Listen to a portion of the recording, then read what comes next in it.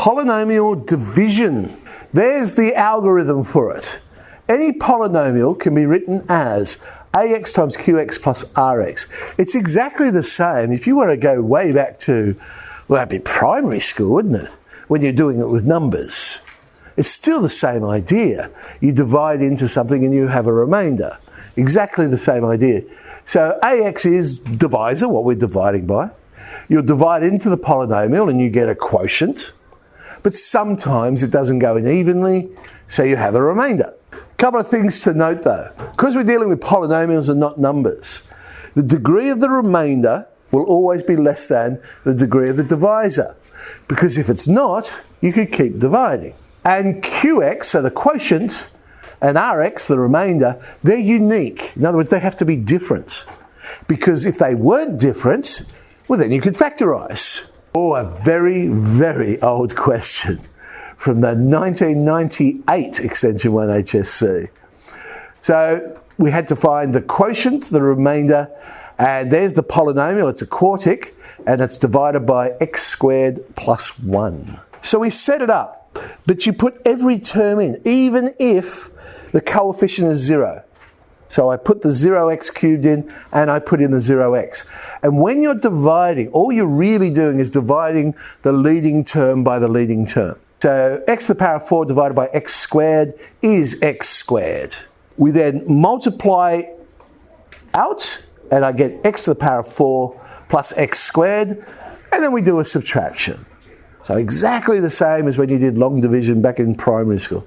Minus x squared gives me minus 2x squared. Bring the other terms down. I keep going because x squared will go into minus 2x squared. It goes in minus 2 times. And my remainder now is 3. X squared won't go into 3. So that's my remainder. So let's see, what did the question say? Find the quotient and the remainder. So the quotient is x squared minus 2. The remainder is 3. Okay, let's go even further back. 1988. Divide function x by g of x. So let's set it up. X squared into 2x to the power of 4, 2x squared. And do a subtraction. There we go. Bring down the rest. Yes, we can keep going. X squared into minus 4x cubed goes minus 4x. Multiply out.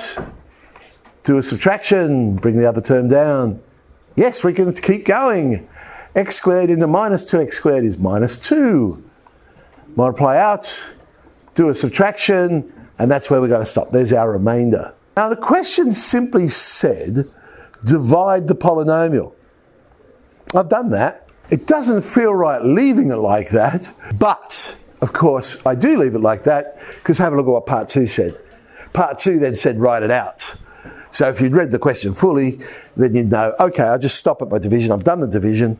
Part 2, write it out. So it would be, there it is. Our polynomial is equal to x squared minus 3x plus 1 times 2x squared minus 4x minus 2 with a remainder of minus 1. Back to the graphing of polynomials, and again this is something I think we've talked about before, but let's recap it. If you're drawing a function which is like some polynomial over another polynomial, which I've conveniently made the denominator ax, so divisor, I could rewrite it as quotient plus remainder on divisor. And then when you've got it in that form, we get some great information. The bottom of the fraction can't equal 0, so that will tell us our vertical asymptotes. If we solve that. The quotient will end up being the oblique or the horizontal asymptote. And the remainder, if we solve that being equal to 0, we'll find where, if anywhere, it does cut that horizontal or oblique asymptote. So let's draw this one. Division's already been done for us. Y equals x plus 8x over x squared minus 9. Okay.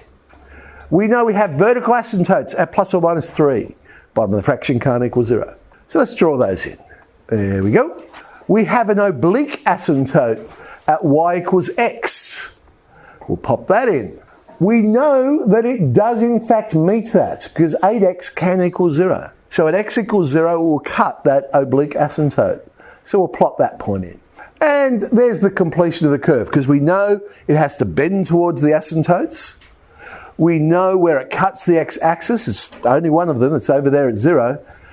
So it must be inside those two triangles, if you like, because there are no more x-intercepts for it to pass through.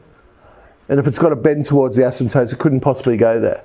So in the middle section, it's either doing what I've put down, or I suppose it could be flipped and go the other way.